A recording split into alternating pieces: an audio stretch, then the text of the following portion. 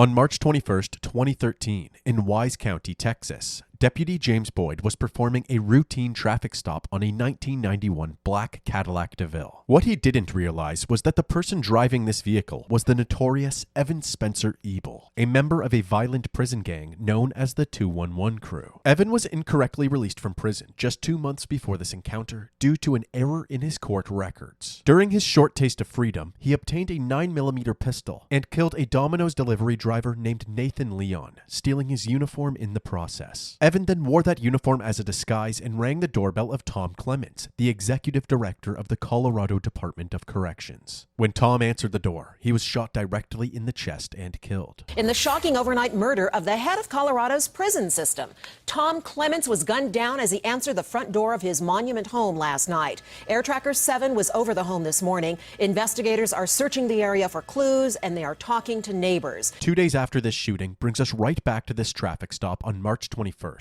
And it seems that Evil Ebel would rather continue his murder spree than go back to prison. In this exact moment, Deputy Boyd was shot 3 times, twice in the chest and once in the head. Unfortunately, due to YouTube's sensitive graphic violence guidelines, we are unable to show this shooting on screen. However, Deputy Boyd recovered from his injuries and later described the experience. I remember seeing the gun shoot off a amount of times, and I could see the cartridges fly out, at which point I blacked out. I had no clue whether I was standing, sitting, laying, whatever. While squirming on the ground in shock and agony, Deputy Boyd is spotted by a random civilian who pulls over to help. Backup is called in, and while Deputy Boyd gets some much-needed medical attention, numerous officers from several jurisdictions are quickly in hot pursuit of the shooter. The chase reaches speeds of over 100 miles per hour, and more shots are fired at law enforcement, all while weaving in and out of traffic. At one point, Evan blows a tire and smoke billows out from his vehicle, hindering the police cruiser's field of view. But the officer remains calm and stays right on Evan's tail. Eventually, Evan exits the highway, and the chase continues through the streets of Wise County. Then, out of nowhere, an 18-wheeler slams into Evan. His car is totaled, but the action isn't over yet. Evan immediately exits the vehicle and fires a barrage of bullets at the officers. The officers fire back, hitting Evan multiple times. Evan Ebel was killed instantly. Several significant pieces of evidence were found in Evan's Cadillac, including Nathan's Domino's uniform, directions to Tom Clements' house, a manifesto outlining his grievances with the prison system, and a hit list of other prison officials. This was an immediate red flag for authorities, as just 7 weeks earlier, another shooting took place with striking similarities. On January 31st, 2013, just 3 days after Evan Ebel was released from prison, a DA in Kaufman County was shot just outside of the courthouse. Kaufman County 911. Yes, sir. We've got a gentleman on Grove Street and Madison that just got shot. Officer Jason Statsny was the first to arrive at the scene. He immediately began CPR. He got a shot in his face. There you go. There you go. There you go, buddy. Keep breathing for me. 5 minutes later, an ambulance arrived and an EMT took over. Anybody know anything about it? He's one of the DA prosecutors.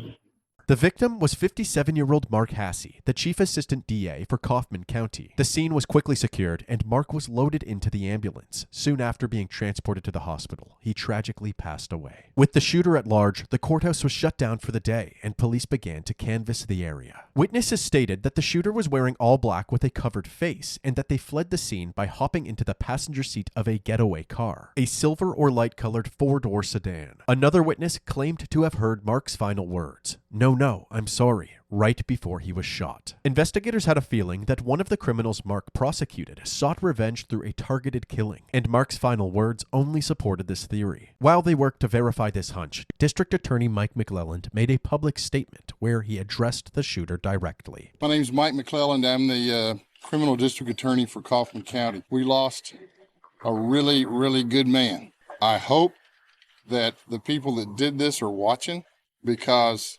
we're very confident that we're going to find you, we're going to pull you out of whatever hole you're in, and we're going to bring you back and let the people of Kaufman County prosecute you to the fullest extent of the law. 2 months later, when Evan Ebel's murder spree ended with his death, Mike and Kaufman authorities wondered if they could link Evan's 211 Crew affiliation and hit list to Mark's murder as well. Unfortunately, Mike wouldn't live long enough to find out, as he became the next victim.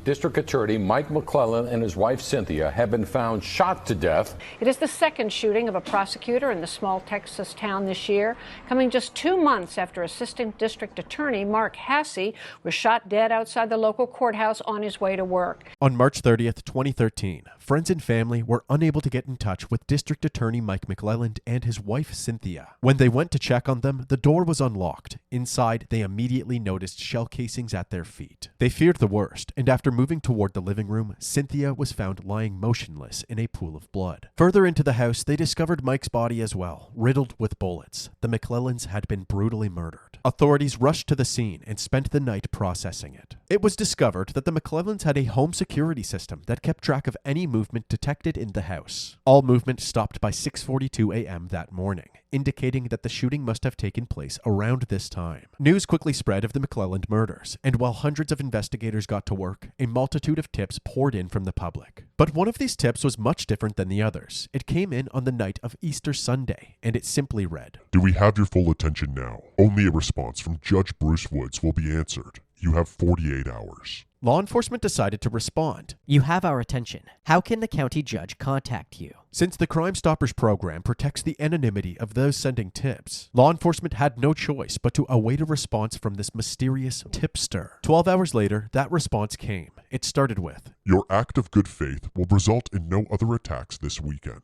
This mysterious person went on to prove that they were in fact the killer by stating the kind of ammunition used to murder Mike Hasse, something only law enforcement and the killer would know. Then, the killer had a very specific demand. Judge Woods must offer a resignation of one of the 4 main judges in Kaufman. My superiors will see this as a first step, ending our action. Do not report any details of this arrangement. You have until Friday at 4 p.m. We are not unreasonable, but we will not be stopped. Law enforcement then responded yet again.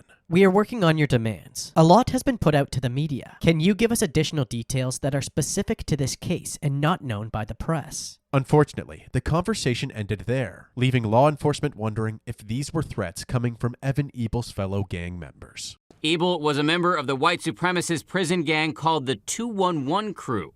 In recent years, experts say ultra-violent white supremacist prison gangs like the 211 Crew and the much larger Aryan Brotherhood, the subject of this National Geographic investigation, have expanded their criminal enterprises outside the prison walls, selling drugs and running guns, all directed from behind bars. They devised all kinds of codes, so they might send out a letter that looks like a quite benign letter but is actually directing a hit or some other kind of criminal activity. Still, experts say it is extremely rare for prison gangs to kill top officials because to do so means all-out war. Tonight, war may well be what the 211 Crew has on its hands. With the possibility of more organized gang violence on the way, detectives were in overdrive, searching for anything or anyone to help identify Mike and Cynthia's shooter. While reviewing surveillance footage from businesses around the McLelland household, a white Ford Crown Victoria can be seen speeding through the streets. Meanwhile, another team of investigators were taking a look through the past cases involving both Mike McLelland and Mark Hasse. From these case files, a new suspect emerged, former Justice of the Peace and Mensa member, Eric Williams. In 2011, Eric was arrested and charged with felony theft. This Mensa-certified genius seemed to have forgotten that there were cameras in the courthouse when he stole 3 computers. Following his arrest, he was brought to the interrogation room for questioning. Okay, before we get started, I'm ready to Miranda warning. You're an attorney, you're a judge, so you know this. What does that mean? I know you gotta read. Okay. It's been an ongoing kind of thing where I tell the IT people, look, that I need to keep improving things.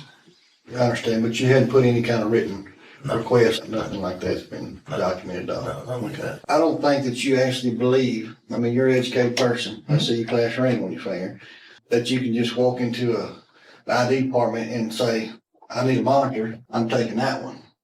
I mean, there's places that do that.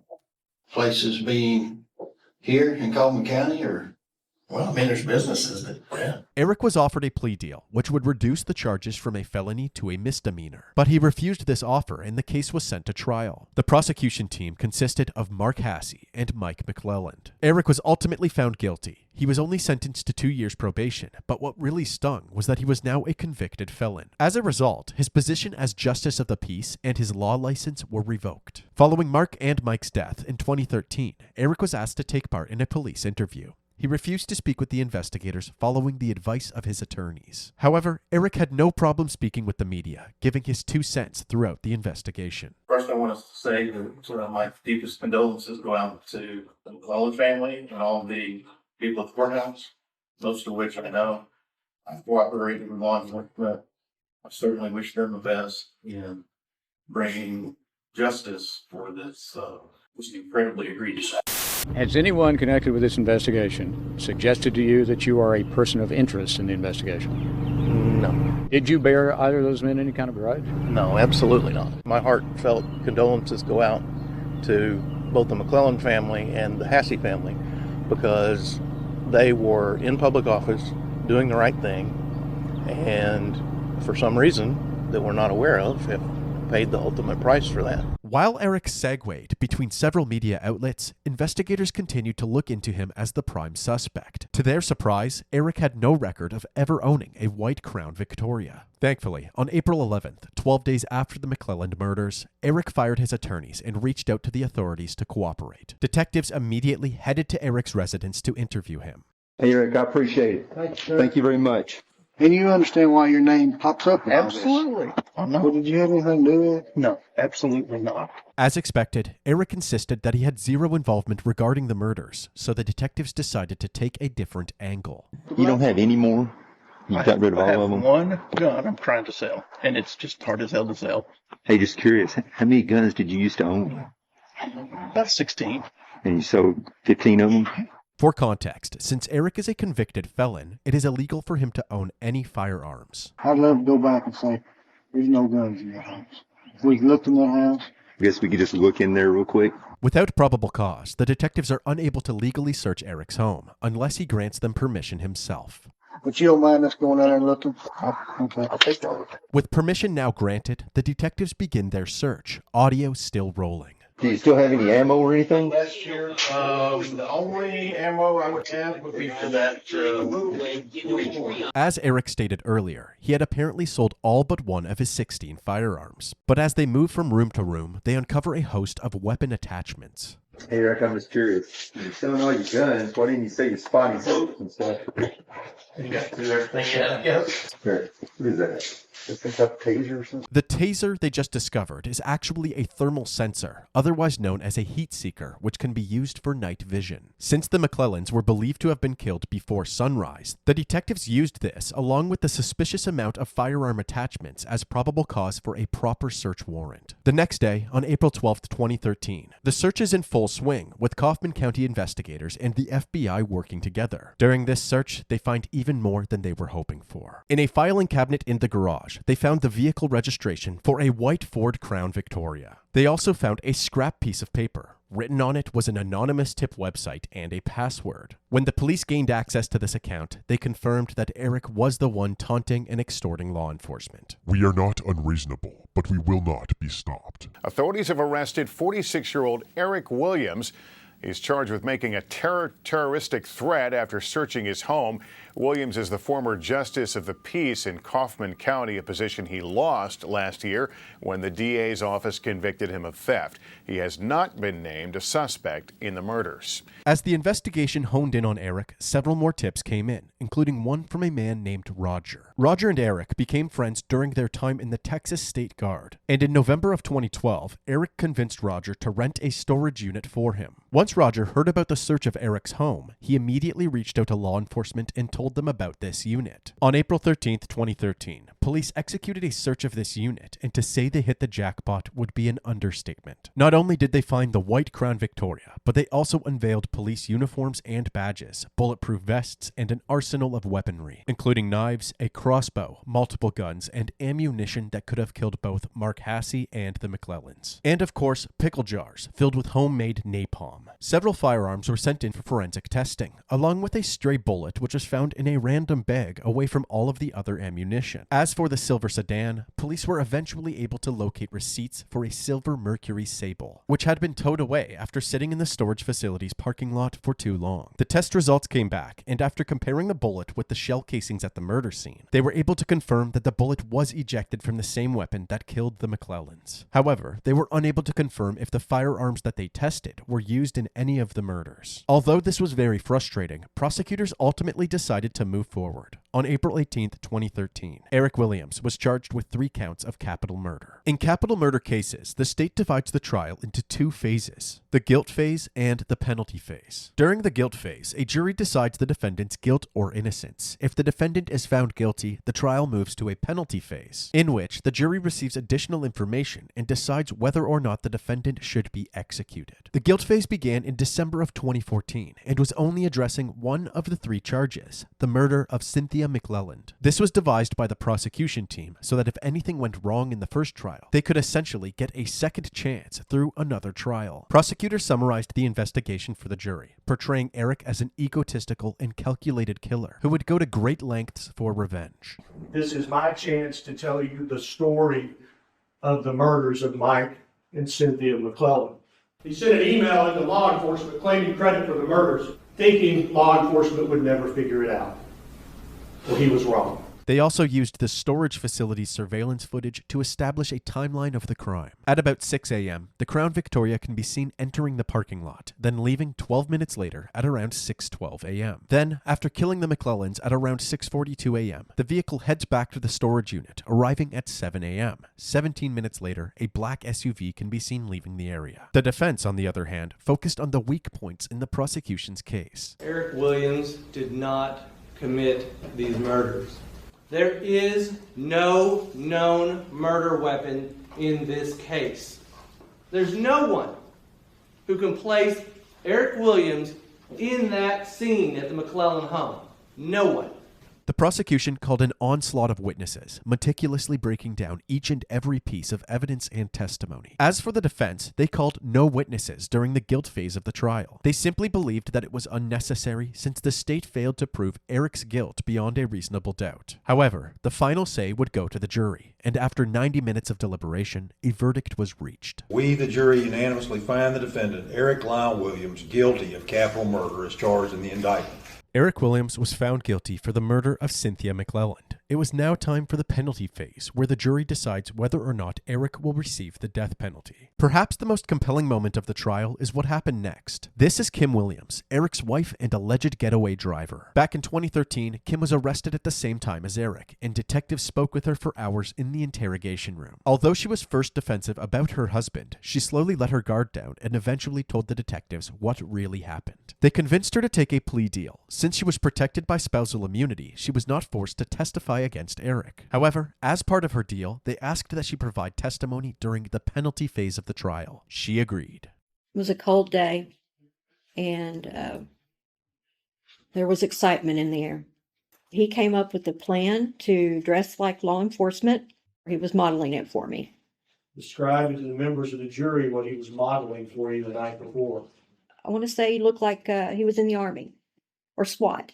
He had a bulletproof vest that had sheriff on the front. That more than likely Mrs. McLellan was going to answer the door and he was going to introduce himself as a policeman. You may be wondering why Cynthia had to die if Mike was the target. Kim explained Eric's simple reasoning to the court. She would be there as a witness, and he described it as collateral damage. What did he tell you about how Cynthia McLellan died? He told me that he had to shoot her an extra time because she was still moaning. That night, Kim and Eric celebrated the double murder by having a feast. We had steaks on the grill, and Eric cooked those. At your parents' house? At my parents' house. Were you all celebrating with steaks? That's correct. During the guilt phase of the trial, the prosecution team was not allowed to bring up the details of the Mark Hasse case, so they used this opportunity to bring the jury up to speed. Did you agree to drive? Yes, I did. You knew what was going to happen. Yes, I did. Why did you agree to drive to the murder of Mark Hasse? I was so drugged up and I so believed in Eric and everything that he told me. His anger was my anger. Kim went on to recount the moments following Mark's shooting. As you're driving away from the scene of the Hasse murder, what is his mood like? Happy. What is your mood like? Happy. She also recalled driving to a bridge one night with Eric, where he threw a bag into the lake below. Do you know what was in the bag? I knew that it was guns. After 7 months of searching, the bag was found at the bottom of the lake. It turns out that it wasn't a bag at all, but rather a Halloween mask that Eric wore during Mark's shooting in order to conceal his face. Inside the mask was 2 revolvers, one of which was confirmed to have killed Mark. And you can imagine the terror that was going through Mark Hasse when he recognized and heard the voice. Kim also revealed that Eric had several more victims in mind. This hit list included a judge that he planned on killing in a more creative way than the others. And who else? Judge Ashworth. How did he tell you he was going to kill Judge Ashworth? He was going to shoot him with a crossbow. What was the napalm for? I guess to drive in an extra kind of FU. He's going to bore a hole in his stomach and pour it in. The defense tried to combat this disturbing testimony with a small army of character witnesses. No matter how hard the defense worked, Eric's fate was ultimately left to the jury, and on December 17, 2014, Eric Williams was sentenced to death by lethal injection. He was ordered by this court to carry out the sentence of death. As of November 2024, Eric is still on death row and is appealing his conviction. Kim Williams pled guilty to the murder of Mark Hasse and was sentenced to 40 years in prison.